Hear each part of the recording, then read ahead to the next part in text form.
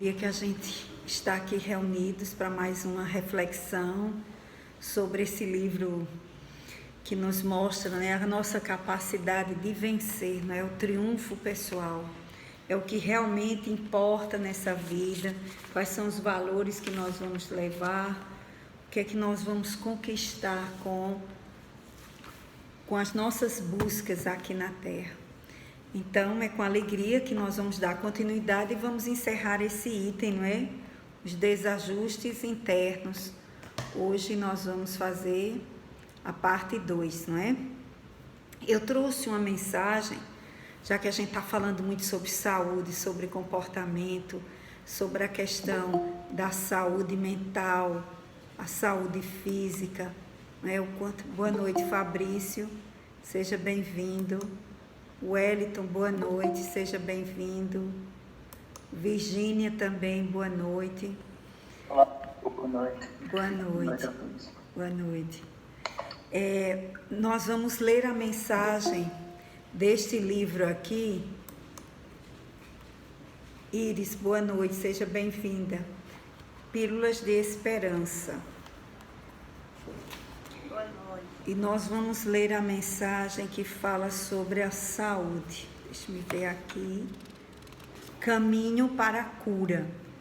Essa mensagem é dada pelo Espírito Dias da Cruz, que foi um grande médico no Rio de Janeiro, E que, após o seu desencarne, continua trabalhando na doutrina espírita. O médium é Andrei Moreira. Então, nós vamos ver. Caminho para a cura. Por detrás das patologias da mente e do coração, do corpo e da alma, ocultam-se movimentos profundos de amadurecimento e conexão com a vida que a tudo ordena. Todo sintoma é linguagem que deseja ser ouvida na acústica silenciosa do coração, a partir da atenção serena do ser na busca da cura profunda. A saúde se sustenta na força das potencialidades da alma e manifesta-se a partir da sintonia com a vida que vibra em si mesma. Todo ser é manancial e se nutre da fonte maior a espargir bênçãos em nome do amor. É justo olhar para as dores e sofrimentos a fim de aliviar e amparar, mas... Oi, Ana Paula, boa noite, seja bem-vinda. Vou repetir o início do parágrafo. É justo olhar Boa noite. É justo olhar para as dores e sofrimentos a fim de aliviar e amparar, mas no afã de obter a cura, é imperioso reconhecer que só a educação moral do ser humano, com o natural despertar das possibilidades de servir e amar, com a entrega à guiança divina, é que sedimenta o equilíbrio interior e a serenidade da alma. Deus fala na intimidade das criaturas por meio de suas leis perfeitas. Ouvir sua mensagem na acústica da alma, fazendo silêncio interior, é recurso de sabedoria e paz para a felicidade. Então, boa noite, Aline, que chegou agora. Nós acabamos de ler a mensagem Caminho para a Cura, desse livro, Pílulas de Esperança, de Andrei Moreira, pelo Espírito Dias da Cruz, em que ele nos fala que por detrás de toda patologia do corpo e da alma, ocultam-se os movimentos profundos no nosso interior. Todo sintoma é linguagem que deseja ser ouvida. Ou seja, André Luiz chega a dizer que uma simples tontura já seria motivo da gente procurar se cuidar, se analisar. Então, vocês vejam quantos sintomas nós abafamos no afã e na correria do dia a dia. Com comprimidos, muitas vezes negando e forçando a matéria, o nosso corpo, para a gente poder agir. Então, hoje nós vamos falar ainda um pouco mais sobre essas reflexões do item Desajustes Internos, a parte 2, em que Joana fala da ligação entre as nossas doenças e a nossa conduta e os nossos pensamentos, a nossa vida mental. Então, meus amigos, minhas amigas, sejamos todos bem-vindos. Nós vamos dar início e eu vou pedir à minha amiga Ana Paula, se ela puder fazer a prece, será bem-vinda.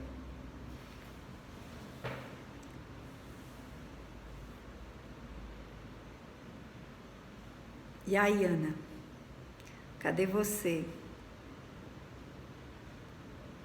O microfone estava desligado, Socorro, desculpa. Pois não tem problema não. Vamos lá. Tá bom. Vamos elevar nossos pensamentos ao alto para que possamos nos conectar com os amigos espirituais. E neste momento fazer acender em nós a chama da conduta, da coerência,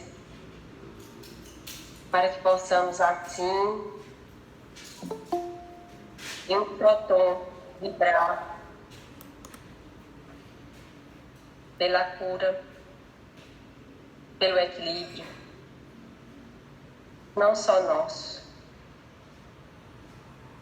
mas de todos que necessitam no nosso planeta, estendendo a todos os nossos irmãos necessitados de ajuda morais, espirituais e físicos.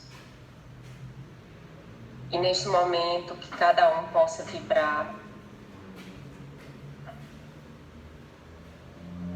direcionando o poder divino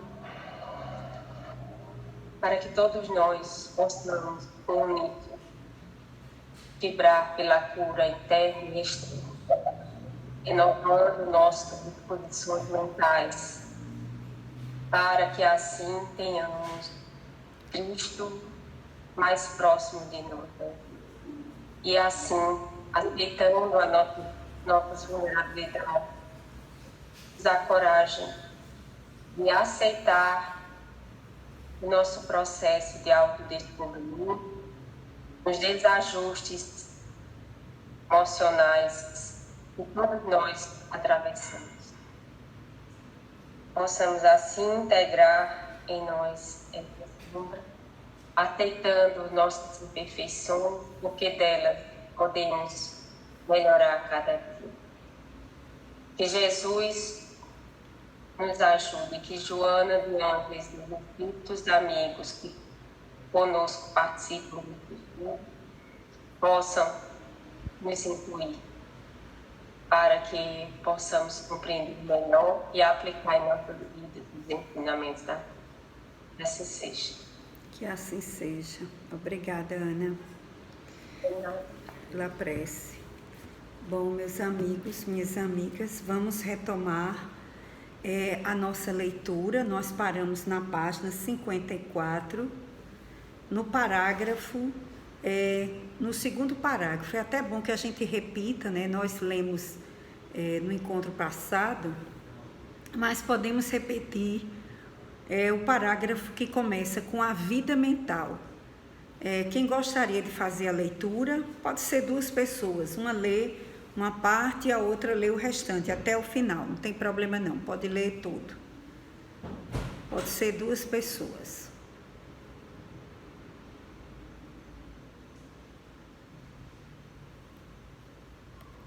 Posso iniciar? Karina, você pode continuar depois de Wellington? Comece, Wellington. Ok, vamos lá. A vida mental decorrente da conduta moral é de relevante significado para o binômio doença-saúde, porquanto dessa usina de forças procedem as energias que harmonizam ou desequilibram a maquinária que irá produzir os elementos vitais para a preservação da sua realidade temporal. Naturalmente, a preponderância da hereditariedade com as cargas necessárias, a depuração do ser encarnado, as sequelas das enfermidades infecto-contagiosas constituem elementos dominantes para a ocorrência de distúrbios emocionais, psíquicos e as degenerências físicas. Esses acontecimentos, porém, expressam-se como decorrência dos dispositivos que proporcionam o progresso espiritual em cuja fatalidade todos se encontram.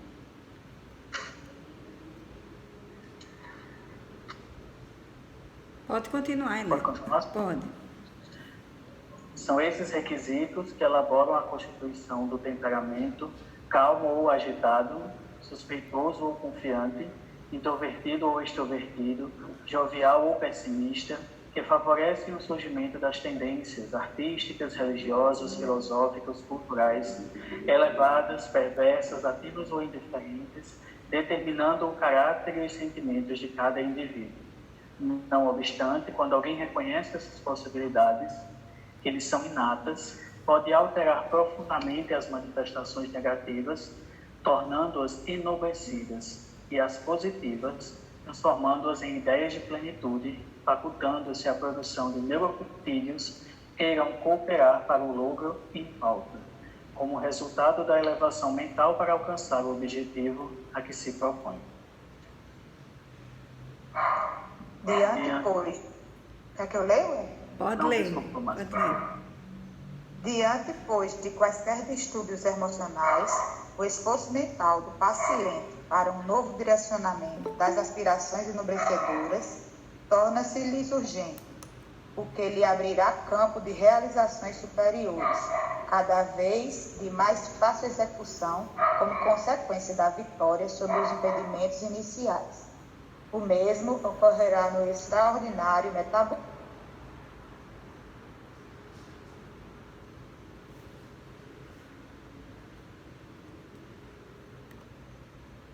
pela produção ou redução dos neuropeptídeos que desorganizarão as sinapses e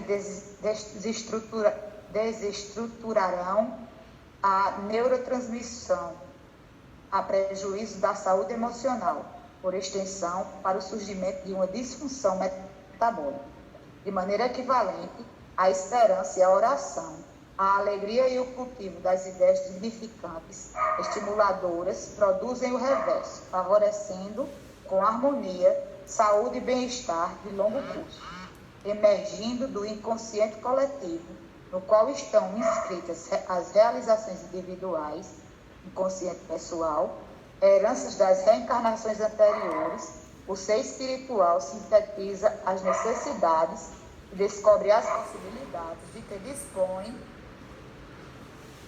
dispõe para corrigir os distúrbios internos, que são as consequências morais das desarmonias psicológicas ancestrais e dos descalabros emocionais que se permitiram.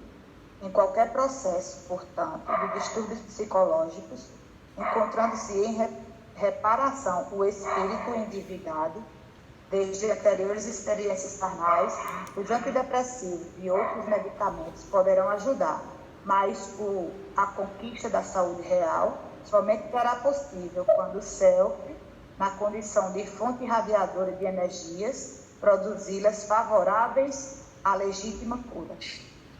Veja, obrigada, Wellington e Márcia, pela leitura.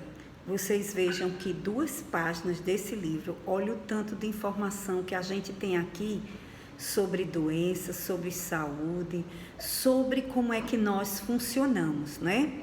Então, nós vamos ver aqui a importância da relação, o Espiritismo sempre nos mostra isso, e as obras de Joana de Ângeles vêm aprofundar, mostrando a relação entre a nossa vida mental, emocional e a nossa saúde.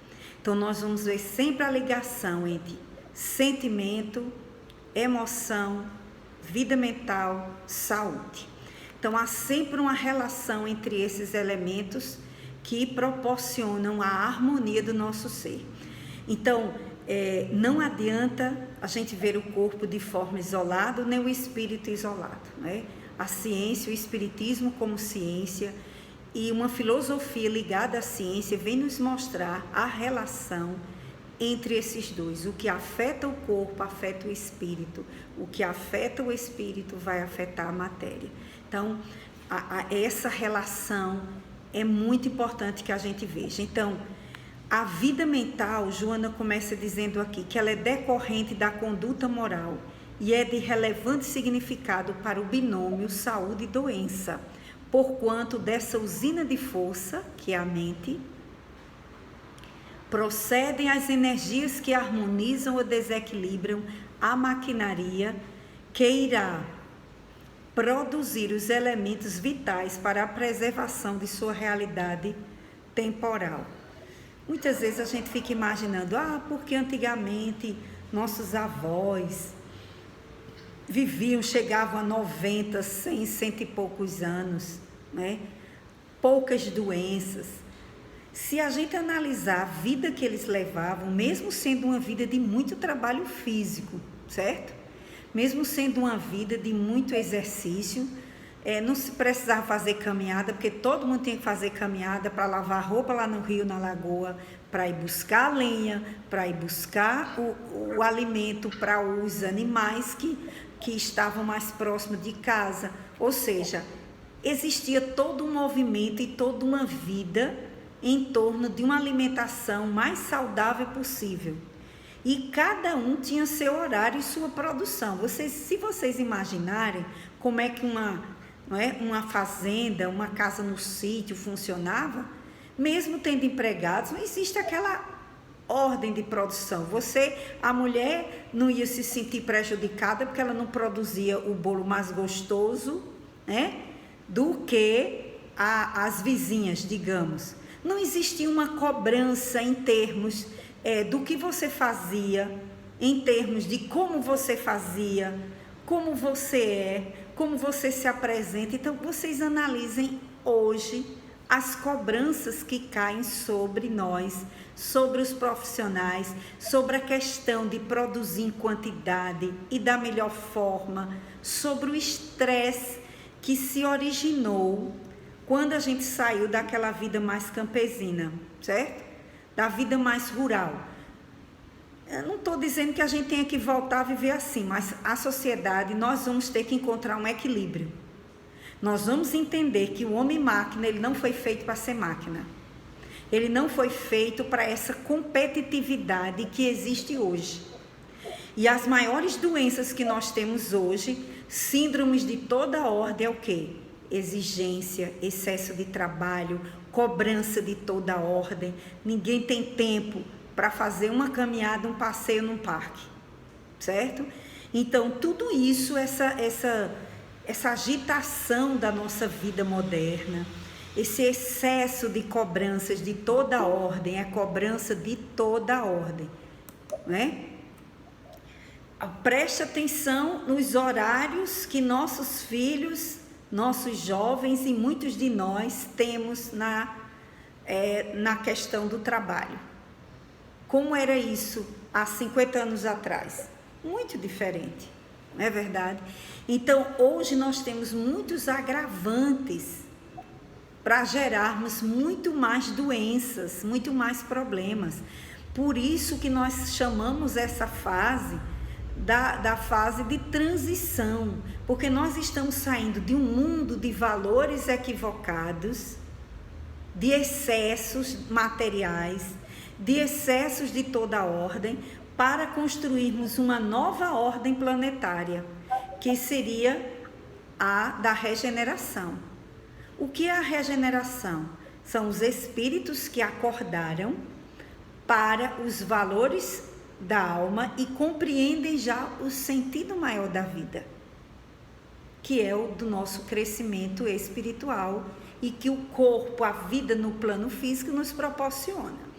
Então, Joana eu estou fazendo essa introdução para que a gente entenda melhor essa questão, por que é que nós somos hoje uma sociedade doente, no sentido geral, e nós estamos acordando para isso, através das religiões, através dos próprios conhecimentos psicológicos, científicos, as pesquisas que tem hoje, todas elas mostrando que nós temos uma vida doentia. Nós estamos construindo, olha o que os fast foods estão fazendo com a sociedade. Essa coisa de comer apressado, de comer qualquer coisa, de não parar sequer para sentir a energia do alimento. Boa noite, Regilane, seja bem-vinda. Então, nós estamos numa vida completamente desfocada do que a gente realmente precisa. Então, fica difícil entender por que uma correria tão grande para se fazer tanta coisa, para não se perder tempo, que a gente fica todo mundo doido, estressado. Não, porque se meu filho não estudar, se não fizer esse curso, se não fizer isso, ele não vai passar. Se eu também não trabalhar, não estudar de madrugada. Eu me lembro que minhas alunas de prática, muitas delas de professora, eu faço meus trabalhos de madrugada. Eu vou dormir, eu durmo 2, 3 horas por noite, porque trabalha de manhã e de tarde, estuda na faculdade à noite. Eu disse, minha filha, que hora você tem para viver? Como é que você vai viver numa confusão dessa? Então, nós estamos numa sociedade que nos cobra demais tudo isso. Então, Joana, vamos agora para o texto. Feita essa introdução, para que a gente se convença que nós precisamos reduzir. Não é fácil, gente, não é fácil. Você depois que entra, para sair, dá o que fazer. Eu digo isso por experiência própria. Depois que a gente entra num ritmo e você quer reduzir, não é fácil. É preciso você ter muita coragem para incluir outras coisas na sua vida. Então vamos lá. A vida mental é decorrente da conduta moral. Por quê? Por que será isso? Que a vida mental é decorrente da conduta? Porque, na verdade, nós agimos conforme o nosso caráter, a nossa condição evolutiva. E essa forma de agir automaticamente diz de nós, da nossa conduta mental, de como eu penso, de como eu ajo, de como eu reajo. Uma coisa está ligada à outra, tá certo? Então, por exemplo, se eu faço coisas que a minha consciência já não aceita, então a minha conduta moral vai ser uma conduta que vai me gerar peso de consciência. Se eu estou fazendo coisas que eu não concordo, isso vai me adoecer, certo? Então ela diz, a vida mental decorrente da conduta moral é de relevante significado para o binômio saúde e doença, porquanto dessa usina de forças, que é a vida mental, procedem as energias. A mente é quem produz as energias que harmonizam ou desequilibram a maquinaria, que irá produzir os elementos vitais para a preservação da sua realidade temporal. Ou seja, a usina mental nossa é a mente, mas essa mente, para ela estar em equilíbrio, ela depende de nossas ações. Se eu sei que eu preciso fazer uma dieta de tal alimento, uma restrição alimentar, eu sei que aquilo ali está gerando doenças em mim, e eu não faço, certo? Essa conduta minha de fraqueza moral para cumprir uma simples dieta, isso vai afetar a minha vida mental. Por quê? Porque cada vez mais eu vou interiorizando, eu sou um fraco, eu não consigo, eu não resisto. Na hora que eu vejo, eu bebo e eu não posso mais beber. Na hora que eu vejo, eu estou comendo a coisa que eu não posso comer, que me prejudica. Então eu começo a construir uma vida mental de como? Que eu estou sendo sempre fraco. Isso é só um pequeno exemplo, para a gente mostrar como está relacionado conduta com o que eu penso de mim mesmo e o que eu penso das coisas. E eu posso diminuir essa força dessa minha usina mental, certo? Naturalmente, a preponderância da hereditariedade com as cargas necessárias à depuração do ser reencarnado vão ajudar, que aí entra a questão genética, não é? O que nós precisamos. Naturalmente, a preponderância da hereditariedade com as cargas necessárias à depuração do ser reencarnado, as sequelas das enfermidades infecto-contagiosas constituem elementos dominantes para a ocorrência de distúrbios emocionais, psíquicos e as degenerescências físicas. Esses acontecimentos, porém, expressam-se como decorrência dos impositivos que proporcionam o progresso espiritual, em cuja fatalidade todos nós nos encontramos. Então, Joana não está negando que os fatores preponderantes da hereditariedade vão agir na nossa saúde, principalmente devido às cargas necessárias à depuração do ser reencarnado, ou seja, de cada um de nós. Evidentemente, se eu preciso desenvolver numa encarnação determinados sentimentos, determinadas coisas e que aquela doença vai me ajudar, eu vou reencarnar numa família propensa àquelas doenças. Então, se eu precisar de ter um diabetes, eu vou reencarnar numa família que já tenha esse gene, essa propensão para a hereditariedade. Por quê? Eu sou atraído por essa necessidade para eu me trabalhar. E daí, qualquer outra enfermidade que a gente possa imaginar. Por quê? Porque a lei de Deus é justa e as vidas são solidárias. O corpo físico que eu tenho hoje tem a ver com minhas aquisições de vidas passadas, certo? Então, se eu preciso desenvolver mais o conhecimento científico, o estudo, então provavelmente eu vou reencarnar numa família que vai me ajudar a ter uma hereditariedade, de uma memória melhor, de uma mente mais aberta, com necessidades para que eu me desenvolva. Do mesmo jeito, alguém que precisa desenvolver a música vai reencarnar numa família que já tem a propensão, não só hereditária, mas também de um ambiente que propicie para eu ter acesso àquilo ali. Então, nada acontece por acaso. Se a gente achar que tudo o que está acontecendo na sociedade é injusto, é porque nós não compreendemos Deus ainda como o exemplo da justiça e da bondade, da misericórdia e do amor. Se nós olharmos e acharmos que é uma injustiça alguém ser assassinado, é uma injustiça alguém assassinar. Ser assassinado, não. Porque não existe injustiçados, existe injustiça. A injustiça ninguém deve matar ninguém, mas se alguém for assassinado, é porque nós trazemos em nós as energias que vão atrair, que vão nos propiciar passar por aquela experiência. É duro a gente ouvir isso, é duro a gente saber disso, mas as nossas doenças, as nossas dificuldades, todas elas têm a ver com as nossas necessidades evolutivas. Mas é bom entender que nem sempre, porque muita gente acha que tudo é castigo. Não.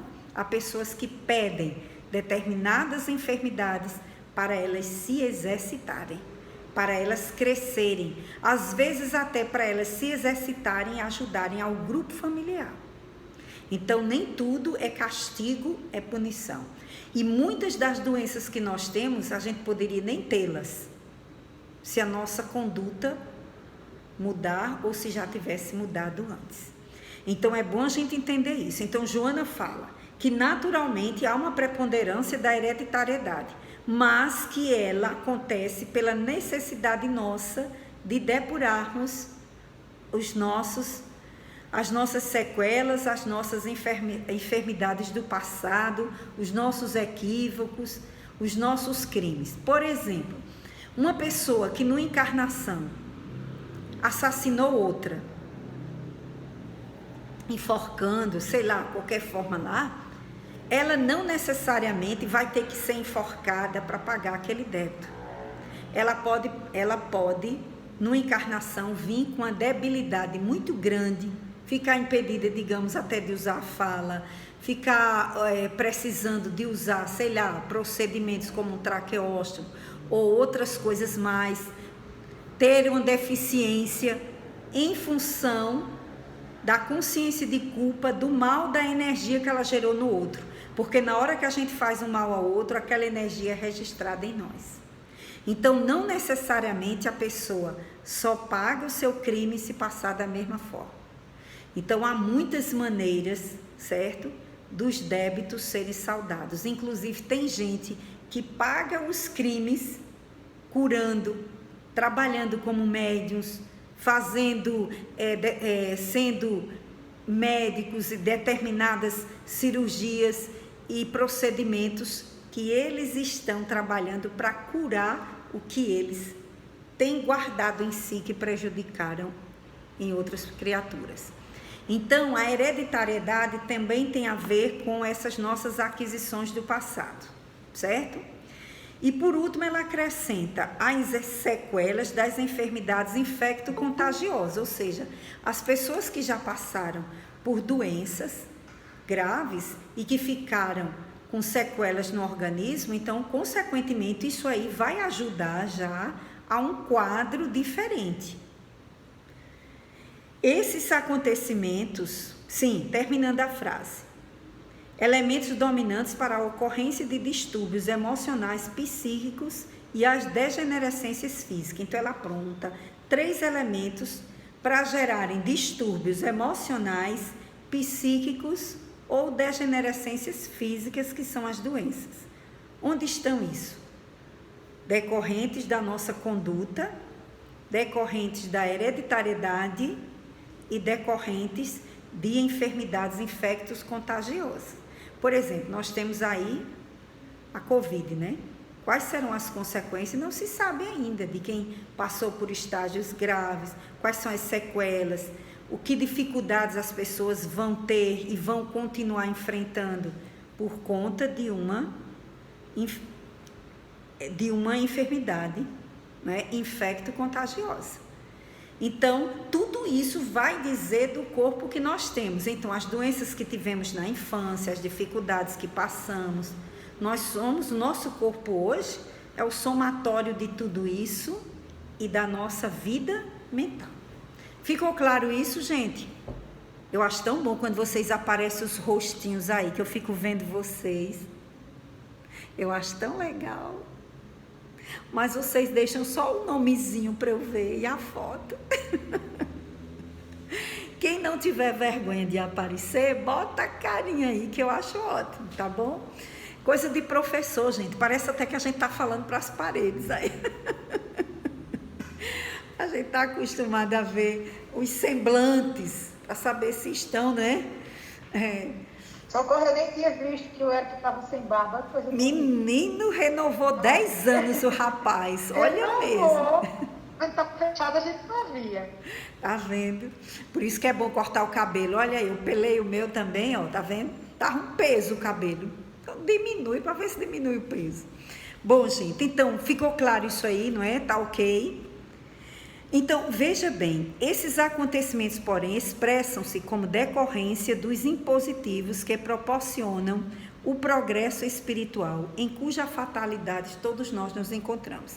Então, aqui já tem um porém. Então, se eu tenho alguma dificuldade, se eu passo por alguma depressão, se eu tenho alguma síndrome, o que for, eu preciso olhar para isso com mais cuidado, com mais amor. Eu não devo rejeitar o problema que eu trago. Valeu, Solano. Então, eu não devo rejeitar o mal que eu trago em mim, a dificuldade que eu trago, porque se eu rejeito, isso vai se tornar mais difícil ainda a convivência e a cura. Então, o primeiro ponto é eu me aceitar com os limites que eu tenho.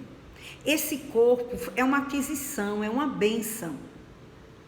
É a melhor versão que a gente pode ter. Gente, vocês vão me deixar aqui encabulada, viu? Com esses comentários. Tá bom, mas obrigada, tá? É um estímulo. Eu estava demorando a fazer isso, mas criei coragem e fiz. Então, veja bem, na verdade, todas essas nossas dificuldades, elas nos dizem de quê? De nós. Do que eu estou precisando para eu me curar. Então, se eu não olho para mim, compreendendo a minha dificuldade, a minha doença, a minha falta, a minha carência, se eu não olho para isso com carinho, querendo me ajudar, eu vou me rejeitar. E aí a minha usina mental, que está não no cérebro, o cérebro obedece, está no espírito, ele vai ficar mandando o quê? Ah, você é doente. Ah, eu não gosto de você. Por que eu nasci assim? Por que eu tenho isso? Que comandos eu estou mandando para mim? Eu estou mandando comandos negativos. Eu estou mandando comandos de rejeição. E eu estou dizendo para minhas células que elas não precisam fazer nada para se curar, porque eu não estou me ajudando. Então, quando Joana disse que a vida mental é essa usina, a gente tem que pensar sobre isso. Vamos ver se daqui para o final a gente chega lá. Vamos lá. São esses requisitos que elaboram a constituição do temperamento. Aí isso aqui já fica um pouquinho mais complicado para a gente entender como é que esses requisitos vão dizer do meu temperamento, certo? Vamos ver qual é a relação que a gente vai fazer.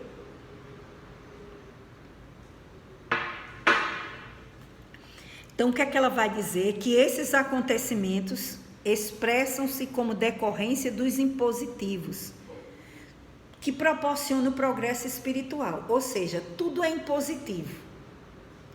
Se eu tenho tendência a ter trombose, se eu tenho tendência a ter um infarto, isso tem a ver com o meu estado emocional. Certo? Isso tem a ver com o meu estado emocional. E meu estado emocional vai proporcionar essa facilidade ou não. Então, são esses requisitos que elaboram a constituição do temperamento: calmo ou agitado, suspeitoso ou confiante, introvertido ou extrovertido, jovial ou pessimista, que favorece o surgimento das tendências. Aí ela vai dizer que tudo isso está relacionado, para você ter ideia, uma tendência nossa, a arte, a religiosidade, a cultura, a filosofia, tudo isso ela vai dizer que tem a ver com esse nosso temperamento, tem a ver com a nossa vida mental. Tudo está relacionado. E ao que eu preciso vivenciar nessa encarnação. Então, veja bem, vamos voltar aqui. Vamos pegar um exemplo, calmo ou agitado. Por exemplo, uma pessoa quando está, boa noite, Raulis, boa noite, Adja, sejam bem-vindos. Uma pessoa que tiver um problema de tireoide muito grave, qual é o comportamento que ela vai ter? E às vezes a gente demora, a descobrir por que aquela criança, aquele jovem, aquela pessoa ela vai ficar mais agitada, ela vai ficar uma pessoa mais nervosa. Gente, até anemia. Se você tiver uma anemia forte, você não sai do canto não, gente. Então você vai dizer, eita, como aquela pessoa é parada. Boa noite, Raul. Eita, como aquela pessoa é parada. Será que ela é parada mesmo? Será que ela estando melhor, ela não agiria diferente? Ou será que ela já gera uma anemia forte no organismo, porque é um espírito que já traz essa característica? Estão entendendo a relação? Existe uma relação. Então, uma pessoa que tem um temperamento muito, como é que a gente diz, emotivo, um torcedor. Eu me lembro que um colega nosso que trabalha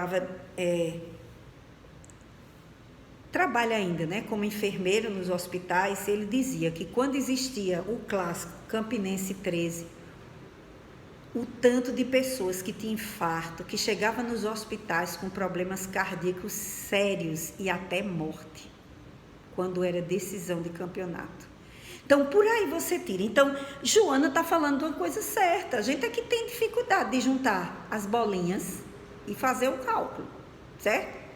Então, veja bem, se essa pessoa que tem esse temperamento agitado, ela vai ter tendência a ter problema cardíaco? Vai. Então, a relação da vida mental com as doenças, e uma ligando a outra, tem muito a ver. Existem muitas mensagens de Joana, de Emmanuel, psicografada, que falam, aqui e acolá a gente vê num texto ou outro, a relação de determinadas doenças com determinadas emoções. Só que isso não é regra geral. Porque como cada um traz suas experiências, então a gente não pode dizer que toda pessoa nervosa é por conta disso. Que toda pessoa que odeia vai ter determinada doença. Não, mas que já se prova pelos estudos da psicossomática que as doenças têm muito a ver com o nosso emocional e elas falam de nosso temperamento. Nossas doenças falam de nosso temperamento. Então ele vai dizer que é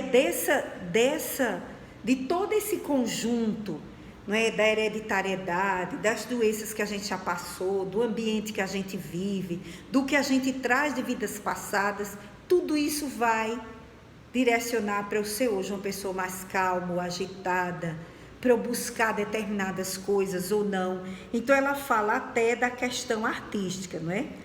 Não obstante, quando alguém reconhece, sim, perdão, eu vou retomar. São esses requisitos que elaboram a constituição do temperamento: calmo ou agitado, suspeitoso ou confiante, introvertido ou extrovertido, jovial ou pessimista, que favorece o surgimento das tendências artísticas, religiosas, filosóficas, culturais, elevadas, perversas, ativas ou indiferentes, determinando o caráter e o sentimento de cada indivíduo. Então ela vai dizer que há uma relação que chega às vezes até a determinar que determinado caráter que a pessoa tem já vai determinar a doença, ou que determinada doença tem a ver com determinado temperamento, certo? Então isso está muito ligado. Então uma pessoa entrou... Diga, pois não, Ana? Não, é só a questão aí, né, da índole, que sim, a pessoa já traz, esse caráter, que a gente pode dizer a índole. Sim. Existe o ethos, né, que estuda na filosofia, que são os costumes de uma sociedade. Então, esses dois aspectos, né, interrelacionados vão determinar e podem alterar ou não o que já se traz de índole, né? O espírito já traz na índole dele, ou mais, como ela coloca aqui, agitado, ou mais calmo. E aí existe o ethos, que são os costumes sociais. E como ele vai lidar, interagir com esses costumes para poder, então, haver um deslocamento da sua forma, né, dessa índole, ou vamos dizer assim. Que eu posso dizer, eu já nasci assim, cresci assim, vou ser sempre assim, Gabriela, né? E não é assim. Isso. Eu nasci assim, porque tem muita gente que diz, eu nasci assim, o palco nasce todo, morre todo. Cada coisa que se predetermina. E aí o espiritismo, né, ela vem colocar, isso é algo interessante, porque tem a nossa índole de ser mais calmo, mais extrovertido ou não, e tem a questão do ético social. Isso é uma discussão na filosofia, se o sujeito, né, ele é ativo no sentido de transformar-se ou ele é produto do social, né?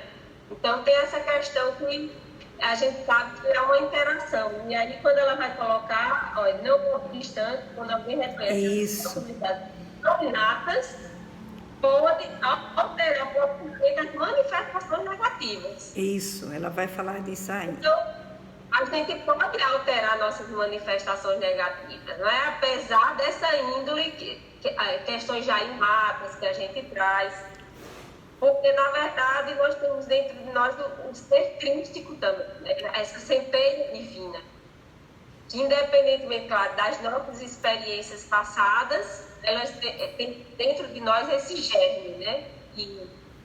Que é sujeito à alteração, É isso. Só isso. Não, você, obrigada por antecipar. Você já antecipou a discussão desse tópico, que é justamente isso que eu ia falar. Porque Joana já faz a observação. Não obstante, quando alguém reconhece essas possibilidades, porque uma coisa é o que eu trago, o que eu recebo do ambiente e o que eu faço com tudo isso, tanto de forma positiva como negativa, não é? Uma coisa são as aquisições que eu já trago, certo? Então eu já trago um temperamento agressivo, um temperamento exigente, mas eu tive a sorte dos meus pais estarem bem atualizados, informados, serem pais preocupados, que já viram essa tendência e começaram a trabalhar. Não me deixaram ser essa pessoa autoritária dentro do lar, exigindo tudo. Então eu já recebi da sociedade, do grupo familiar, uma ajuda. Mas mesmo assim, eu recebendo essa ajuda, se eu não lutar para me transformar, eu vou ficar só com aquela parcelazinha que a família me ajudou. mas eu tenho algo mais ainda para ser trabalhado, porque isso é forte em mim. Então, nunca nós vamos deixar de ter a nossa parcela, certo? Então, isso, como a Ana Paula lembrou, é uma grande discussão de que o homem é um produto do meio, que o homem é só um produto do meio, que o homem independe do meio. Ou mesmo tem pessoas na família que dizem não, que quem nasceu para ser ruim é ruim, quem nasceu para ser bom é bom. Eu conheço pessoas que defendem abertamente isso. Não, quem é bom, pode o pai ser isso e aquilo. Não é assim. Claro que a gente sabe que existem exceções, tem pessoas que estão no nível de evolução, que elas nascem, seja bem-vinda, Joilma, que elas nascem num ambiente completamente adverso e elas superam, mas não são todas. A maioria de nós, está lá no Livro dos Espíritos, nos comentários das questões sobre educação, que nós vamos ver que nós somos também um produto da nossa sociedade. Então, se a nossa sociedade menor, que é o lar, estiver doentia, ela vai evidenciar a doença do grupo e o que cada um já traz em si, certo? Então, Ana, é isso aí. Então, ela diz o seguinte, que quando alguém reconhece essas possibilidades positivas ou negativas e que eles são inatas, pode alterar profundamente as manifestações negativas, tornando-as enobrecidas, e as positivas transformando-as em ideais de plenitude, facultando-se a produção de neuropeptídeos que irão cooperar para o logro em pauta, como resultado da elevação mental para alcançar o objetivo a que se propõe. Então, aqui nessa sentença a gente vê o quê? Eu preciso me conhecer para saber do meu temperamento, da minha índole, meu caráter, quais são as minhas tendências. Eu tenho tendência a julgar muito, eu tenho tendência a viver condenando, censurando. Como é que eu funciono em termos de tendência e de emoções? O que é que eu posso me trabalhar? Porque mesmo que eu tenha nascido num ambiente muito crítico, você vai se tornar uma pessoa também muito crítica. Se na família existe muito aquela tendência a falar mal dos parentes, a pessoa aprende a ser fofoqueira, aprende a ser maledicente.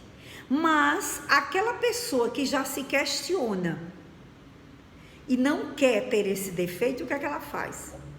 Ela vai ser aquele que nas conversas vai estar, gente, ó, vocês estão dizendo isso, mas se lembre, fulano é assim também. Ó, a gente também tem isso. Vamos mudar de assunto, quer dizer, aquela pessoa que vai estar, não é? Porque ela já acordou. Ela já acordou. Então, nós não podemos negar a influência de todos esses fatores, mas o que a doutrina espírita nos diz é que nós somos os responsáveis pela nossa felicidade ou pela nossa desdita.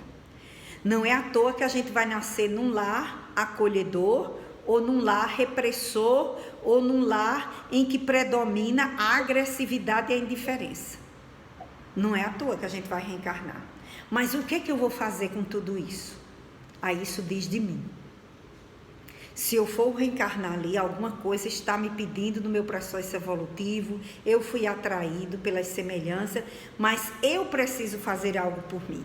E o que é que ela diz? Que quando nós ativamos as coisas boas em nós, os neuropeptídeos, que são aquelas células que junto aos neurotransmissores, eles ajudam o cérebro a produzir as enzimas, as proteínas, não é? A serotonina e tantas outras inas que a gente sabe para que o organismo funcione bem. Quando a nossa mente, essa usina de força, está agindo de forma positiva, de acordo com a nossa consciência, nós vamos propiciando a saúde. E aí ela diz, diante, pois, de quaisquer distúrbios emocionais, quaisquer, gente, qualquer distúrbio emocional que a gente acha que não é nada. Eu já vi pessoas entrarem em crises horrorosas, surtarem, porque começaram uma discussão. A pessoa foi perdendo o controle, foi se sentindo agressiva, e começa a falar, e começa a discutir, e começa a colocar para fora toda a mágoa, toda a dor, todo o sofrimento, e a pessoa termina um surto. Por quê? Porque qualquer distúrbio emocional, certo? nós devemos lutar para que ele seja diluído, para que ele seja transmutado, para que aquela energia seja de alguma forma direcionada, para que a gente saia daquele quadro. Não deixa a emoção ruim tomar conta, porque a gente pode perder o controle. Diante, pois, de quaisquer distúrbios emocionais, o esforço mental do paciente para um novo direcionamento das aspirações enobrecedoras torna-se-lhe urgente, o que lhe abrirá campo de realizações superiores, cada vez de mais fácil execução, como consequência da vitória sobre os impedimentos iniciais. O mesmo ocorrerá no extraordinário metabolismo realizado pelas enzimas, não é? E a gente viu que as enzimas são proteínas que ajudam nas ligações cerebrais, né? Então, vocês vejam, são muitas as enzimas que nós produzimos, e Joana vai mostrar aqui que quando nós meditamos, quando nós relaxamos, quando nós esvaziamos o cérebro, certo? Tudo isso vai ajudar o nosso corpo a se harmonizar. Quando nós dormimos bem, quando nós caminhamos, nós produzimos serotonina, que dá ânimo para a pessoa trabalhar. Olha, nós somos feitos para o movimento. Então, por mais que se tenha máquinas, nós vamos ter que aprender a caminhar, a se exercitar, a dançar, a fazer coisas que impliquem movimentos, porque senão a gente não vai ter saúde. A mente, nosso cérebro foi feito para quê? É bom ler, é bom ouvir música, é bom ouvir histórias, é bom admirar a beleza da natureza, as artes. Nós precisamos admirar as belezas para que isso gere saúde mental. A pessoa que só vive numa televisão, olha, se você passa 3 horas a 4 de televisão seguida, eu tenho dó de você. Não faça isso com você, não. 3 a 4 horas. E tem gente que deixa as crianças fazerem isso. Por quê? Primeiro, você escuta um jornal que você só sabe dizer: jogaram uma bomba ali, mataram não sei quem, não sei quantos morreram, outro foi preso, não sei o que lá. Você não vê nada por completo. Você vê pedaços. Então, seu cérebro fica só para lá, para cá, para lá, para cá. Você não vê nada por completo, você não tem tempo de analisar. Aí você vai assistir novela, você vê um mundo de besterol e de violência, que também só mostra comportamentos infantis, comportamentos agressivos, preconceituosos. Gente, eu não estou dizendo que a gente não deve assistir televisão, não, que eu adoro seriado e adoro filme, adoro programas bons, adoro programa de entrevista. Mas quer ver a diferença de uma entrevista enriquecedora? Quando você escuta uma entrevista que faz com que você pense, com que você analise, com que você... Porque tem verdadeiras entrevistas que são palhaçadas, imoralidades e etc. Isso para mim não é entrevista. Estou falando de entrevista, não é? Então, existem coisas que vão ajudar o nosso cérebro a pensar, não é? É importante, para vocês terem ideia, o quanto é importante a gente olhar para a natureza. Olhar para a natureza cura. Existe é como se fosse um jardim, um parque no Japão, que é um dos parques mais bonitos que existe no mundo. A gente não valoriza tanto parque, né? Aqui no Brasil é um absurdo. Nós praticamente não temos parques, não temos nada que ajude a gente. E é porque o Brasil tem uma beleza imensa da natureza. A gente tem que ir para lá, né? Porque parques mesmo a gente não tem muito, não. Então, esse parque no Japão, eles vão para respirar, porque é um dos lugares melhores que tem no Japão. Então, eles vão simplesmente só para andar e respirar. Hoje já tem pesquisa mostrando que as crianças que têm contato com a natureza, elas têm uma saúde mental melhor. Essas crianças só presas, que os pais não levam para passeio, não faz piquenique. Meu Deus do céu, eu tenho dó. A quem tem filho, eu digo, já levou para o piquenique? Eu me lembro que uma das minhas cabeleireiras, eu passei anos insistindo para ela levar o filho para o parque da criança. E um dia eu descobri, o menino já estava com 8 anos, ela não tinha levado ainda. E ela não tinha levado porque eu descobri, ela disse que teve um trauma, que a primeira vez que ela foi, teve vontade de comer uma coisa lá, pareciam aquelas maçãs vermelhas, aquelas maçãs lindas. E a mãe disse, minha filha, eu não tenho dinheiro para comprar. Ela nunca mais quis ir para um parque. E ela ficou com essa rejeição porque ela não teve naquele dia o que ela mais queria no parque.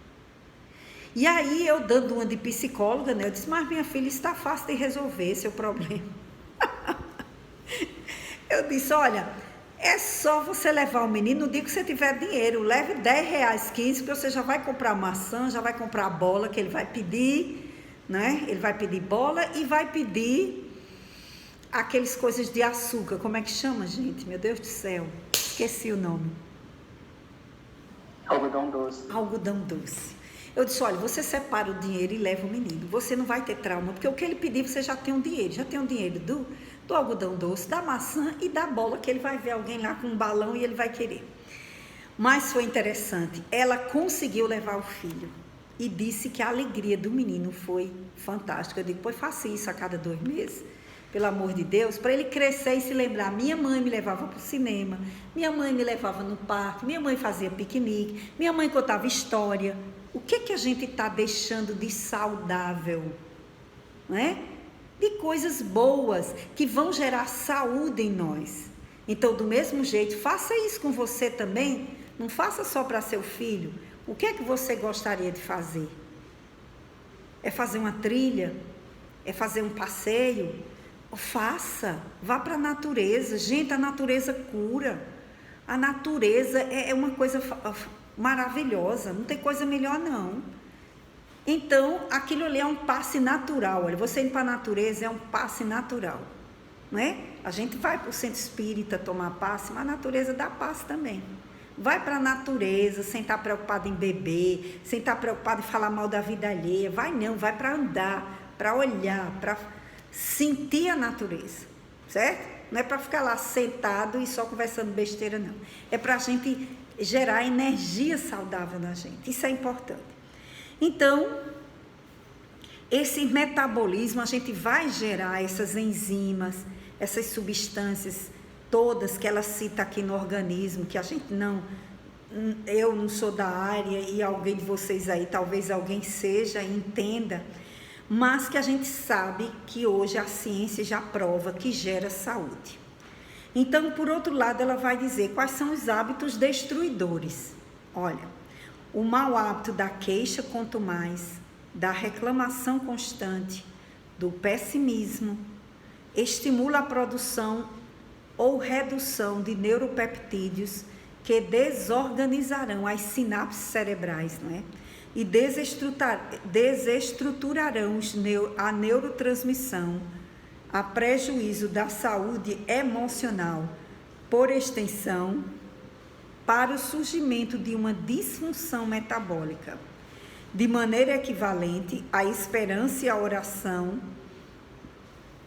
a alegria e o cultivo de ideias dignificantes, estimuladoras, produzem o reverso, favorecendo com harmonia saúde e bem-estar de longo curso. Hoje a gente já tem pesquisas para mostrar isso, certo? Pesquisas para ver a nossa imunidade depois que a gente pensa, porque o cérebro não faz a diferença entre o que você está pensando só e o que você está vivenciando na realidade. Para o cérebro, tudo é real.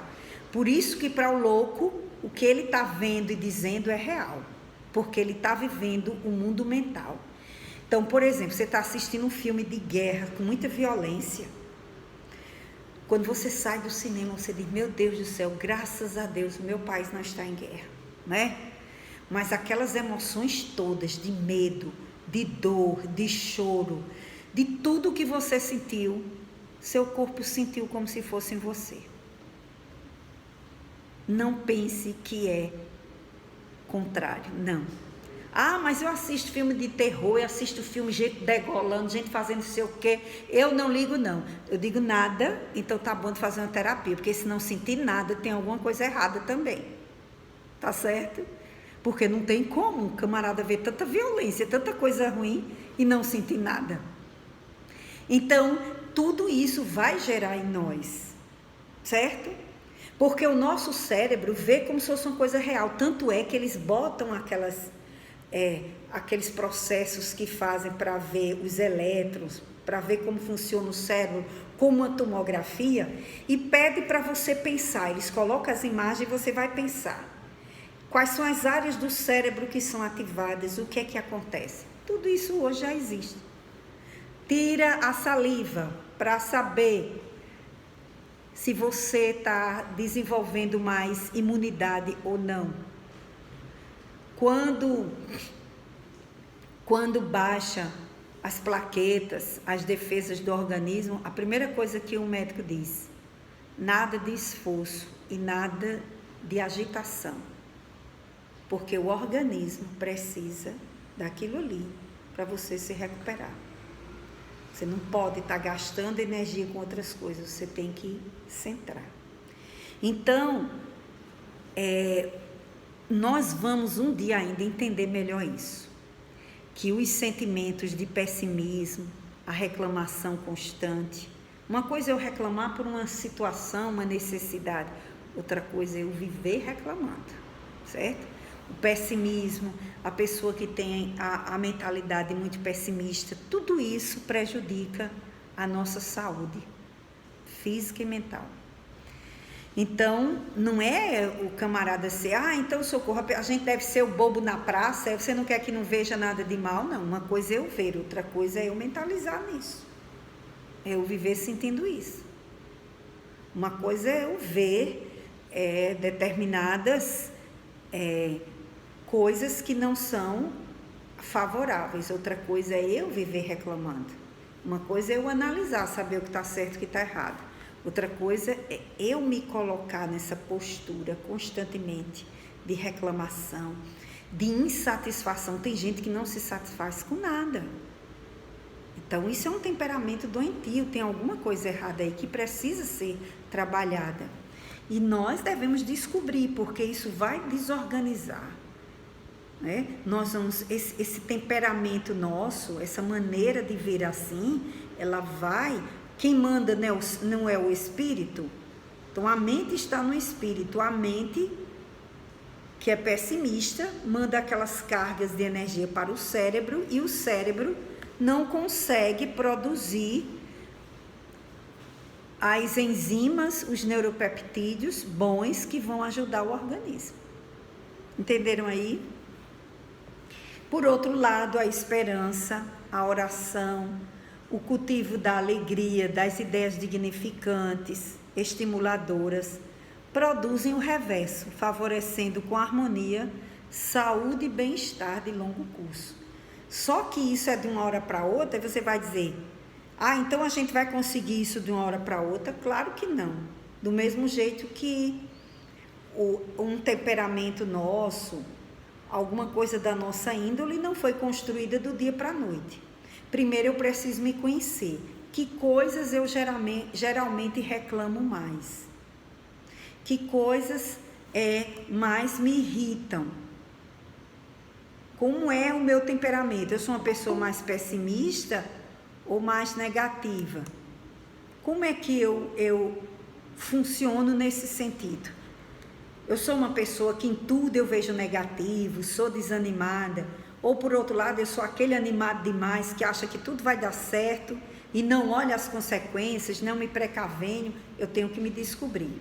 Então o primeiro ponto seria isso, a gente se descobrir para a gente poder saber. Por outro lado, ela está trazendo informações que a gente como espírita já conhece. Saber a importância da oração, a gente teria que fazer, não é? Qual é a importância da oração? Por que orar faz bem para a alma?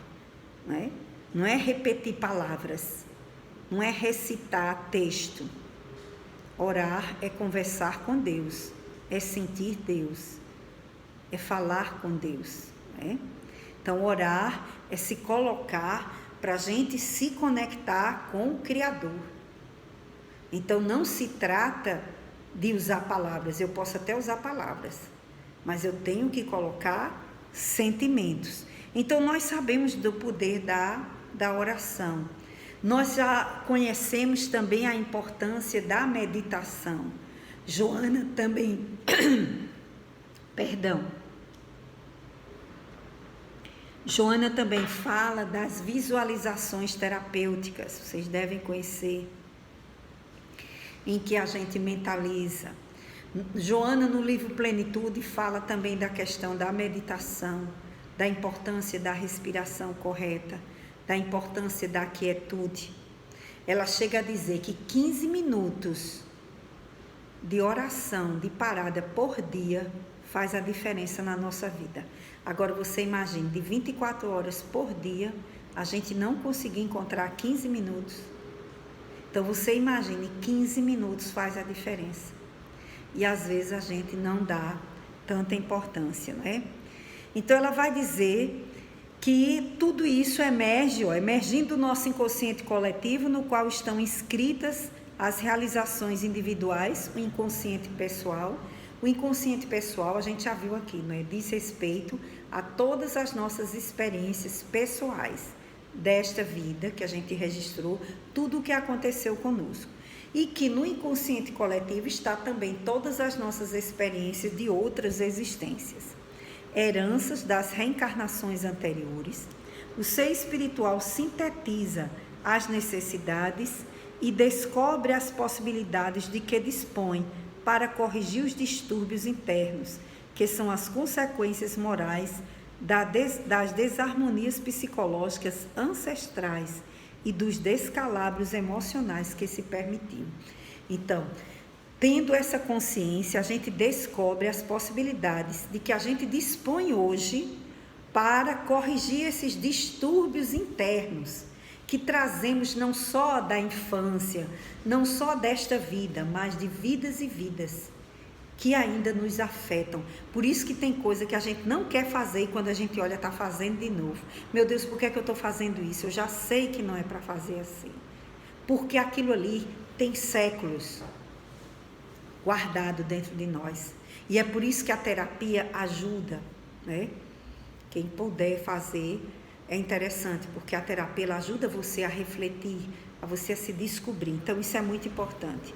Então, quem conhece já, todos nós sabedores, que somos herdeiros de nós mesmos, nós somos hoje as nossas aquisições do passado, então nós vamos saber que tudo isso tem influência. Então, eu coloquei no grupo hoje, deixa-me ver aqui, eu coloquei no grupo hoje para vocês uma mensagem de Joana de Ângeles, tirada do livro Desperte e Seja Feliz, o Médico Interno. Eu não sei se vocês chegaram a ler, mas podem ler depois, não tem problema. Que eu já coloquei agora à tarde, né? Eu acho que não deu tempo vocês lerem. Joana vai dizer que em qualquer processo, portanto, de distúrbio psicológico, encontrando-se em reparação, o espírito endividado desde anteriores experiências carnais, os antidepressivos e outros medicamentos poderão ajudar, mas a conquista da saúde real somente será possível quando o self, que é o nosso eu divino, o nosso espírito, na condição de fonte irradiadora de energias, produzi-las favoráveis à legítima cura. Então, quem é que nos cura? Somos nós mesmos. Décio Andoli, quem quiser assistir às palestras dele, tem muitas palestras sobre saúde, espiritualidade, cura. Ele fala muito sobre isso. O médico não cura ninguém. Cada um é quem se cura. O médico, ele dá os encaminhamentos para que a pessoa se trate a doença e ele se trate. Mas o médico não cura ninguém, por melhor que ele seja, certo? Ele vai usar bem a habilidade que ele se fez por merecer e que mereceu de Deus, para ele ter intuição, que a gente sabe que nenhum médico age sozinho, ter intuição, saber direcionar, ver a questão certa para a medicação certa, mas é o paciente quem se cura, porque a medicação, ela vai para a matéria, ela vai para uma ação temporária, para ajudar o espírito a buscar a cura real, certo? Então, por isso que se aconselha, você está com depressão, tem que tomar medicação, você precisa tomar, porque seu corpo precisa ser ajudado. Mas enquanto você ajuda o corpo, Joana está nos lembrando que nós devemos buscar ajudar o espírito. O que é que está favorecendo existir aquela doença? O que é que está, a causa real que está no ser que nós somos, é a causa que leva aquilo ali. Então, por mais simples que possa parecer, você está com anemia grave e passa meses fazendo tratamento. Senhor, o que é que essa anemia quer me dizer? Por que é que eu estou com anemia? E assim qualquer outra coisa, qualquer outra doença, porque as doenças, elas falam das nossas emoções, elas falam dos nossos desequilíbrios, elas falam dos nossos dramas que estão no inconsciente. Uma pessoa com drama pode ficar sem falar, pode ter uma paralisia, pode ter um aneurisma. Quantos e quantos dramas podem ocasionar doenças e levar à morte? Então, essa nossa maquinaria perfeita, ela obedece ao comandante central, que é o espírito, que é a mente. Então, nessa mensagem, o médico interno, Joana vai falar muita coisa interessante, certo? Muita coisa interessante. Eu marquei uns trechos aqui para ler para vocês. Ela vai falar que dentro de nós existe um médico interno. Não vai dar tempo para eu ler a mensagem toda, mas ela é muito boa. E eu me lembro que quando eu tive trombose, que eu passei 10 dias, eu não podia fazer a cirurgia antes, porque eu tinha que esperar meu organismo reagir.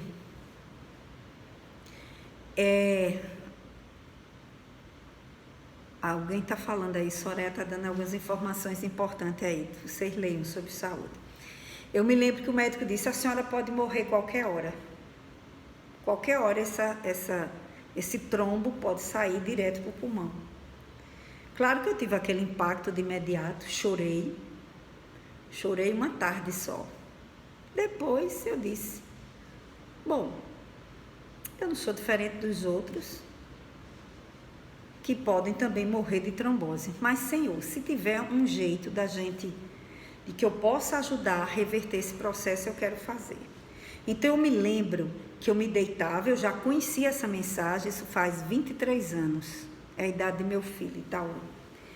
Eu me lembro que eu já li essa mensagem e eu ficava mentalizando, deitada, né, não podia me levantar, só para ir ao banheiro no máximo, com muito cuidado, esperando o dia da cirurgia, ter condições para fazer a cirurgia, que nem condição eu tinha ainda. Então eu me lembro que eu ficava pensando nessa mensagem, em meu corpo reagir de forma positiva, em aquilo ali ter efeito. Bom, não sei se minha mente ajudou, eu sei que a misericórdia divina teve dó de mim, de Toinho e dos 7 filhos, e eu estou aqui contando a história, né? Então foi Deus que teve misericórdia mesmo. Então, como ela diz que o nosso corpo, nessa mensagem ela diz que nós temos um médico interno que precisa ser acionado pela vontade e pela mente. Então você começa a pensar, e eu me lembro que Divaldo, quando fez a cirurgia de safena, aos 70 anos mais ou menos, Joana, quando ele chegou do hospital, que foi para a mansão, que ele mora dentro da mansão, Joana disse para ele, deite-se, agora vá conversar com suas artérias, converse com elas. Mande a Lise, diga, minhas artérias, eu quero vocês saudáveis. Converse com elas, mande elas espantar essas gordurinhas, fale com elas que você precisa delas. Vá cuidar da sua saúde. Então, ele aconselhou e Joana aconselha que nós devemos pensar na nossa saúde. Então, ela diz muita coisa importante essa mensagem. Eu vou tirar alguns trechos por conta do tempo. O corpo humano é laboratório de gigantescas possibilidades, sempre suscetível de autodesarranjar-se ou auto-recompor-se, conforme as vibrações emitidas pela mente. A mente representa-lhe o centro de controle que envia as mensagens mais diversas para todos os pontos de sua organização. Uma emoção qualquer ocasiona descarga de adrenalina na corrente sanguínea, produzindo sensações equivalentes ao tipo de agente desencadeador. Então, se for uma emoção boa, vai gerar coisas boas. Se for uma emoção ruim, negativa, vai gerar toda essa descarga. Então, ela diz, autorreparador, o aparelho circulatório de imediato à agressão, reúne a fibrina dos vasos procurando elaborar coágulos tampões que impedem a hemorragia e preservam a vida. Também ocorre o mesmo em referência às enfermidades, o câncer, a AIDS, as paralisias, as enfermidades cardíacas e outras, que, sob o comando mental correto, vitalizam o sistema imunológico, produzindo diversas células com poder quimioterápico, mediante o qual bombardeiam as células rebeldes e doentes, destruindo-as, da mesma forma isolando as portadoras de degenerescência e favorecendo as saudáveis, assim restaurando a saúde ou facultando maior sobrevida. A gente sabe hoje, as universidades do mundo inteiro já fazem pesquisas sobre oração, o poder da oração, o poder do magnetismo, da imposição das mãos, de tudo isso, porque quando a pessoa está recebendo a imposição de mão, ela está se colocando como receptora. Então a mente dela está ali, também propiciando o receber as energias, né? Esse médico interior, estou lendo trecho, gente, somente por conta do tempo. Esse médico interior pode e deve ser orientado pelo pensamento seguro, pelas disposições do ânimo equilibrado, pela esperança de vitória, pela irrestrita fé em Deus e na oração, que estimulam todas as células para o desempenho correto da finalidade que lhe diz respeito. Com isso, Joana não quer dizer que nós não vamos ter doença e que todo mundo vai virar Matusalém, não vai ser o homem que mais viveu na Terra, né? Disseram que Matusalém chegou a 900 anos. Gente, eu não acredito nisso. Para mim, eles calculam as coisas erradas, mas isso não faz sentido. Me perdoe, mas não dá para imaginar um ser humano chegar a 900 anos, né? Não dá. Mas, mesmo que a ciência evolui, que a gente chegue a ser um homem bicentenário, que já seria uma coisa fantástica, né? Chegar a 200 anos, imagina. Mesmo que a ciência ajude isso, os espíritos, Joana está dizendo que nós vamos fazer isso, ajudar ao nosso corpo a viver mais tempo, a ter uma qualidade de vida melhor, mesmo que tenha doença, mas você tem um controle melhor da sua saúde a partir da nossa mente, dos nossos sentimentos, da nossa vontade de querermos estar melhor. Eu vou parar um pouquinho para ouvir vocês, tá bom? Quem gostaria de comentar alguma coisa. Depois vocês leem essa mensagem, que vocês vão ver como ela é importante. Socorro, aqui é a Karina. Pois não, Karina. Você está me ouvindo? Tô sim, pode falar.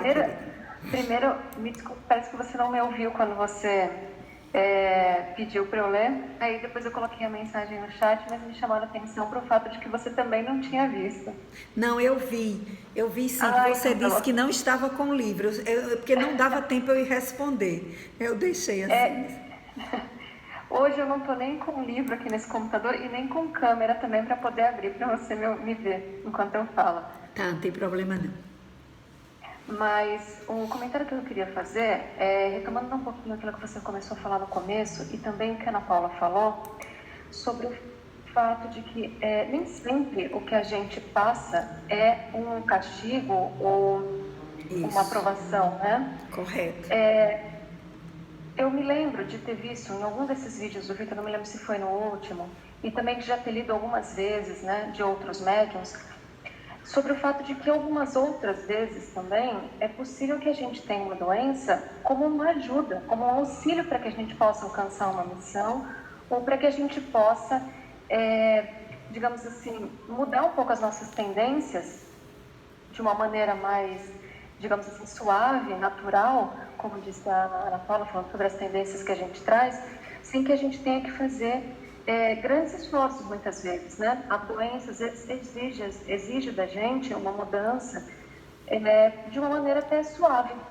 A gente tende a pensar sempre nisso como uma coisa ruim, mas nem sempre é ruim. Às vezes para a nossa própria evolução, ou até para ajudar a gente a cumprir uma tarefa que a gente tem que cumprir.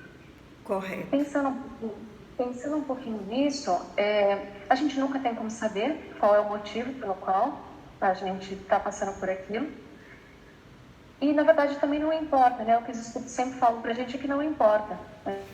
A gente deve passar por aquilo da melhor forma, não importa o motivo pelo qual a gente está passando. E pensando agora nessa questão coletiva, né, da Covid, uma outra forma, talvez, de olhar isso, seja pensando na Covid como uma ajuda para a sociedade que tem uma série de problemas e que está adoecida em muitos aspectos, né?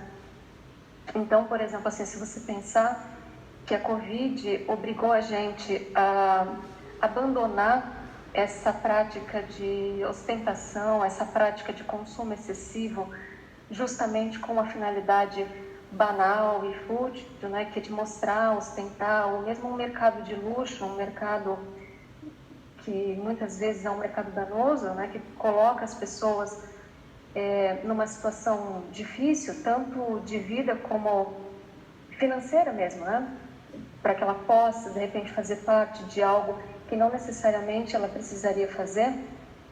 Então, se você pensar em tudo isso, talvez essa seja também uma doença que vem ajudar a gente de uma maneira coletiva, não apenas individual. Então, tentando mudar as tendências de uma sociedade e, consequentemente, mudando um pouco as tendências da sociedade, mudar as nossas próprias tendências também. Então, é isso que eu lembrei quando vocês estavam falando. Corretíssimo, muito bem lembrado. É isso mesmo. E a gente falou no início justamente sobre isso, que nem todas as doenças são castigos, foram programadas. Muita coisa a gente pode desencadear aqui. E muita coisa a gente pode também eliminar de outras formas, até pelo trabalho, pela forma como eu me porto na vida. Doenças que eu iria desencadear, eu não desencadeio. Então, tudo tem a ver com o nosso agir, com a nossa maneira de ver, com a nossa forma de encarar, né? E esse conhecimento espiritual, ele abre muito a cabeça da gente, para diminuir as revoltas, para diminuir as angústias, para a pessoa não se sentir inferior aos outros, como você falou aí, no mundo tanto cheio de ostentação, quantas pessoas se sentem inferiores porque não podem, porque não têm. Então, todo esse conhecimento de espiritualidade, ele abre a nossa mente para a gente também ter uma qualidade de vida melhor. Bom, mas eu queria ouvir mais alguém. Deixa eu calar minha boca um pouquinho. Só lembrando, né, Socorro, que na obra Autodescobrimento de Joana, ela vai afirmar que nós somos os construtores e ou destruidores do nosso sucesso ou da nossa desdita.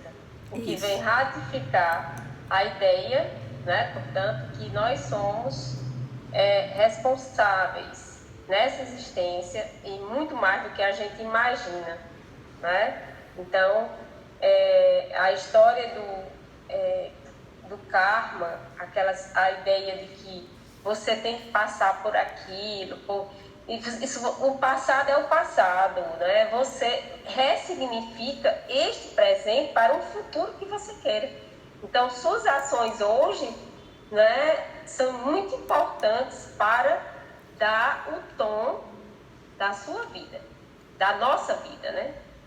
Isso depois que a gente descobre, né? Por isso que a neurociência, né?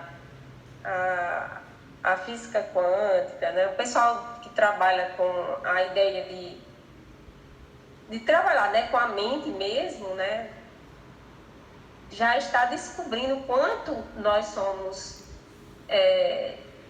capazes de mudar a realidade, né? E é muito importante, então, porque, na verdade, às vezes a gente se atém muito esse é o meu sofrimento, é meu karma. Essa ideia assim, muito arraigada pode emperrar o processo evolutivo. Isso. Então a gente tem que ter muito cuidado com isso, né? Muito bem, Ana. Eu me lembrei aqui da questão de que naquela passagem que Jesus cura o cego de Betsaida, que ele tira o cego da aldeia, né? E faz a cura. É quando Jesus usa saliva, né? E a terra para fazer com que ele veja. E depois que ele está curado, na cura do cego, né? De Betsaida, é muito interessante o que Jesus diz, porque ele diz assim: volte para casa, mas não entres na aldeia. E a gente fica imaginando o que é isso, como é que eu volto para casa e não entro na aldeia, se a casa está dentro da aldeia. É claro que Jesus não estava falando da aldeia, não é? A gente fez até o estudo no curso do Evangelho sobre essa parábola, né? Que é o estudo do sábado que a gente fez, sobre esta cura de Jesus. E aí a explicação que se diz: ele precisa voltar para casa, mas ele não pode voltar para a aldeia. A aldeia significa o ethos aí, o social, o costume, a cultura. Aquilo ali tudo estava lhe viciando, impedindo, era um dos fatores que impedia dele ser curado. Então, quando ele se cura e que Jesus diz, vá para casa, ou seja, ele vai voltar para a vida dele, a família, mas ele não deve ir para a aldeia, que é onde havia a sintonia, as vibrações dele de, talvez, sei lá, de convivência difícil, de defender muito as suas ideias e ser contra dos outros, para que ele não entrasse em contato com o que gerou a doença. Porque, na verdade, as nossas doenças, elas têm uma causa, né? E quando a gente descobre essa causa, o que é que essa doença quer que eu aprenda? Então, a gente está num processo de renovação, que são os 3 passos que comporta a cura. O primeiro é a renovação mental do doente, é o doente. Uma vez compreendendo a enfermidade, não lutar contra ela, mas de compreender o seu funcionamento para poder se tratar. É a renovação dele. Depois, o segundo passo é ele usar os recursos terapêuticos para encontrar a cura. E por último, o desenvolvimento de ações mantenedoras da saúde, que não só são ações relativas ao corpo, mas ações também relativas à conduta, sentimento e mente. Então, quando Jesus disse para ele não voltar para a aldeia, ele estava falando das vibrações, porque a gente não vai mudar de uma hora para outra. Você pode até mudar um comportamento, mas você pode mudar o comportamento e a sua vibração ainda está. Então, qual é a diferença disso? Quando se fala nessa questão da renovação mental, é que a nossa vibração mental tem a ver com o quê? Com sentimento, com pensamento e com vontade. Vamos dar um exemplo. Você escuta um noticiário bem trágico, um assassinato. De quem primeiro você lembra? Dos assassinos, que queriam que eles morressem, fosse fuzilado, fosse para a cadeia, ou você se lembra da pessoa que sofreu, a dor que aquela pessoa passou? Isso diz da nossa conduta mental. Isso diz da nossa aldeia. Não voltar para a aldeia, não repetir os vícios mentais que fez com que ele precisasse de uma cegueira para reencarnar cego. Ele estava recebendo a cura de Jesus, mas ele estava cego por alguma necessidade evolutiva, aquilo que vocês falaram aí, por alguma necessidade. Às vezes o espírito pede, até para se curar. Então Jesus sabiamente diz, vá para casa, mas não volte para a aldeia. Porque na aldeia, no convívio com o outro, ele poderia voltar a desencadear o mesmo processo que gerou a cegueira. Digamos que seja uma pessoa que seja muito partidarista, que coloca muitas questões de divergências. Digamos que seja uma pessoa que goste muito de criticar, de ver os defeitos alheios, e ele tivesse pedido a cegueira para não ver. Não sei, eu estou aqui fazendo conjecturas, tá certo? Especulações espirituais. Então, a gente sabe que a doença não é por acaso e a gente sabe que nada chega por acaso, então tem alguma coisa a ver. Então, essa aldeia diz da nossa sintonia. Qual é a nossa sintonia? Karine lembrou essa questão, né, da Covid. Boa noite, Aline. Ela tem um evangelho agora, né? Eu já estou encerrando, mas pode ir tranquila. Então, qual é a nossa sintonia da Covid? É do medo? É da revolta? É de achar todo mundo destrambelhado, por isso que o mundo está assim? Qual é o meu pensamento em relação a isso? Não é? Em que campo vibratório eu estou para que mesmo que eu atraia a Covid, e se eu precisar desencarnar, eu vou tranquila. Eu não vou sair daqui revoltada. Eu não vou sair daqui desesperada porque deixei meus filhos, digamos. De que lugar, de que aldeia eu estou me centrando? O conhecimento espiritual que me fortalece ou que me deixa desesperado. Então, essa vibração diz da nossa consciência espiritual, dos nossos conhecimentos, de como estamos vendo a vida, o evangelho, o nosso estar aqui hoje na Terra. Por que eu estou nessa família? Por que eu estou nesse grupo? Por que eu estou no trabalho? Por que eu fui para essa profissão, para esse ambiente? Que lugar eu estou? Que experiências eu necessito passar para eu construir um ser melhor? Como é que minha mente, a minha renovação mental está para propiciar isso? Ficou claro, gente? A gente já está passando um pouquinho do horário. Eu não quero abusar da boa vontade de vocês. Mas se alguém ainda quiser acrescentar, tá aí com a vontade, pode dizer, a gente ainda aceita.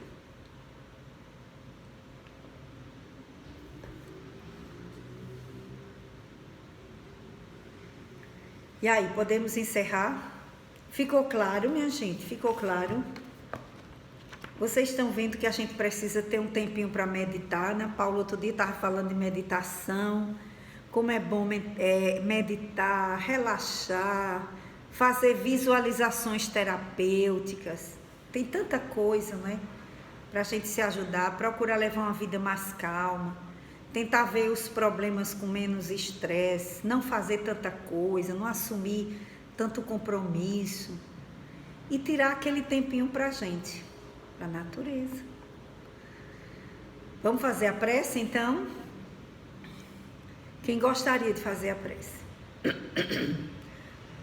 Um voluntário ou uma voluntária.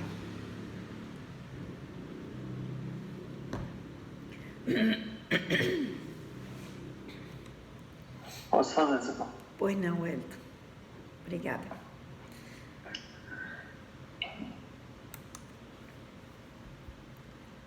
Elevemos juntos o nosso pensamento a Deus, à espiritualidade, ao alto, e após essas reflexões tão ricas para o nosso aprimoramento e para o nosso crescimento espiritual trazida pela benfeitora Joana de Ângeles e discutida entre nós nesse estudo de hoje, que nos convida à reflexão de quem somos, a pensar sobre quem eu sou, sobre como eu ajo.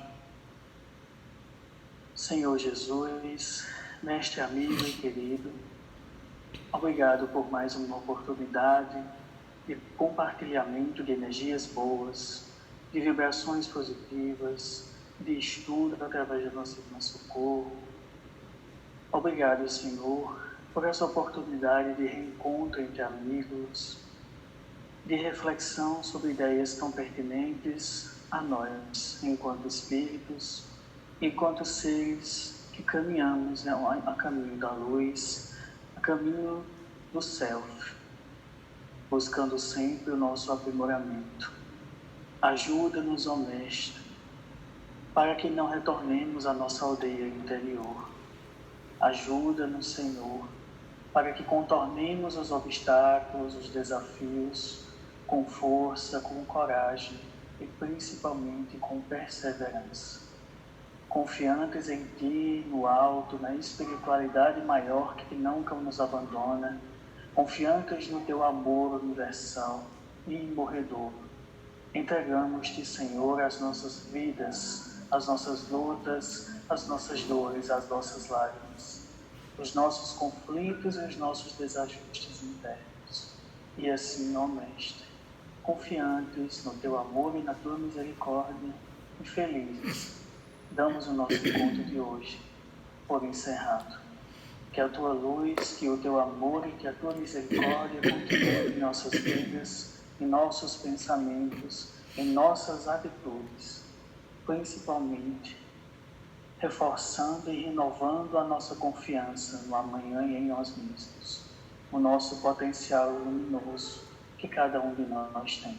Fica conosco, ó Mestre, nos abençoa, nos envolve e nos ilumina hoje e por todos sempre. Que assim seja. Obrigada, Wellington. Por meus amigos, minhas amigas, obrigada pela presença de vocês, por mais um momento. Eu queria só lembrar vocês que amanhã a Fraternidade, né, retoma as palestras no sábado, mas é online, não é? E a seja presencial, né, Ana? Amanhã retoma as atividades nas seja presenciais, quer dizer, as palestras. As palestras, isso.